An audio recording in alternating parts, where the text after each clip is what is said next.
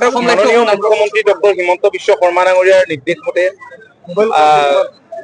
এইকেইদিন মেঘালয় চৰকাৰৰ লগত মানে 19 তাৰিখৰ পিছত ঘটনা ঘটাৰ পাছত যোগাযোগ ৰাখি বিশেষভাৱে মেঘালয়ত আবদ্ধ হৈ পৰা 19 তাৰিখৰ দুৰ্ভাগ্যজনক ঘটনাৰ পাছত সেই মানুহখিনিক যাতে সুকলমে নিৰাপদে আনিব পৰা যায় তাৰ কাৰণে কথা বতৰা পাতি আছিলো আৰু আমি দেখিছিলো যে শান্তিপূৰ্ণভাৱে যোৰাবাটত অসম ৰাজ্যিক চালক সন্থা আৰু বিভিন্ন সংগঠনে ইয়াত প্ৰতিবাদ সাব্যস্ত কৰিলে মই তেওঁলোকক অভিনন্দন জনাইছো এই কাৰণেই যে ইমান এটা ডাঙৰ ঘটনা 19 তাৰিখে বুধবাৰে মেঘালয়ৰ শ্বিলঙত সংঘটিত হোৱাৰ পাছতো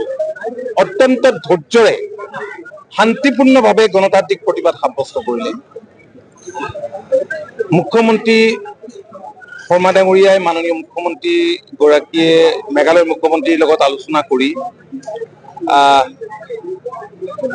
তৎপৰতাৰে যাতে পুনৰ এনে ঘটনাৰ পুনৰাবৃত্তি নহয় তাৰ কাৰণে ক্ষিপ্ৰতাৰে ব্যৱস্থা গ্ৰহণ কৰিলে আজি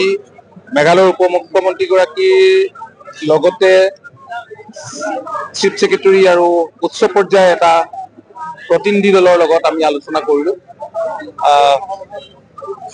গুৱাহাটীত আমি আছিলো আমাৰ চিফ ছেক্ৰেটাৰী ডক্টৰ ৰবিকোটা ডাঙৰীয়া আছিল আৰু জ্যেষ্ঠ প্ৰশাসন আৰু পুলিচৰ বিষয়াসকল উপস্থিত আছিল তাত আমি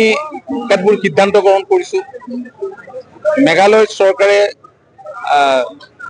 19 তাৰিখে যি ঘটনা সংঘটিত হল সেই ঘটনাত তেওঁলোকে দুখ প্ৰকাশ কৰিছে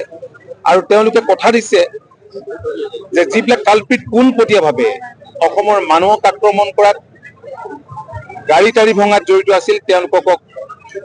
তেওঁলোকৰ বিৰুদ্ধে কঠোৰ ব্যৱস্থা গ্ৰহণ কৰিব আইনী ব্যৱস্থা গ্ৰহণ কৰিব এই আশ্বাস আমাক দিছে আৰু ভৱিষ্যতে যাতে এনে ঘটনা সংঘটিত নহয় তাৰ বাবে বহুতখিনি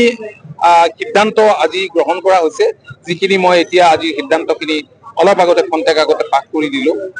আৰু 48 ঘণ্টাৰ ভিতৰত তাত আবদ্ধ হৈ পৰা মানুহখিনিক নিৰাপদে এস্কৰ্ট কৰি তেওঁলোকে উলিয়াই দিয়াৰ দায়িত্ব গ্ৰহণ কৰিছে যিখিনি ক্ষয় ক্ষতি হৈছে সেইখিনি কথা বতৰা আমি পাতিছো আৰু ভৱিষ্যতৰ দিনত যাতে এনে ঘটনা পুনৰাবৃত্তি নহয় তাৰ কাৰণে এখন জইণ্ট কমিটিও ফৰ্ম কৰা হৈছে দুগৰাকী আইজিপি আমাৰ অসমৰ আইজিপি এছপি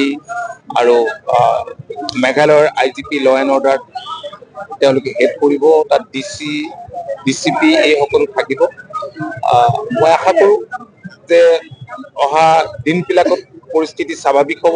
আৰু মই যিসকলে প্ৰতিবাদ সাব্যস্ত কৰি আছে তেওঁলোকক মই বিনয়েৰে আহ্বান জনাইছো যাতে আজিৰে পৰা এই প্ৰতিবাদ যাতে তেওঁলোকে নকৰে কাৰণ স্বাভাৱিক অৱস্থা ঘূৰি পলে হলে সকলোৰে সহযোগিতা লাগিব গতিকে আমি ইয়াত প্ৰতিবাদ কৰি থাকিলে তেওঁলোকেও বেলেগ বেলেগ ধৰণে প্ৰতিবাদ কৰিব আমি শান্তিপূৰ্ণভাৱে কৰিছো তাত বা কি হয় যোৱা সময়ছোৱাৰ অভিজ্ঞতা এইটো বেলেগেই দেখায় এনিৱে মই আশা কৰিম যে খুব কম দিনৰ ভিতৰতে পৰিস্থিতি স্বাভাৱিক হৈছে এইখিনি কথা বতৰা পাতিছো আমি প্ৰতি বছৰে সংঘটিত হয় আমি এই কথাখিনি আজি সজোৰে উপস্থাপন কৰিছো মই কৈছো এইখিনি আমি কথা বতৰা পাতিছো এইখিনি কথা বতৰা পাতিছো এইখিনি কথা আমি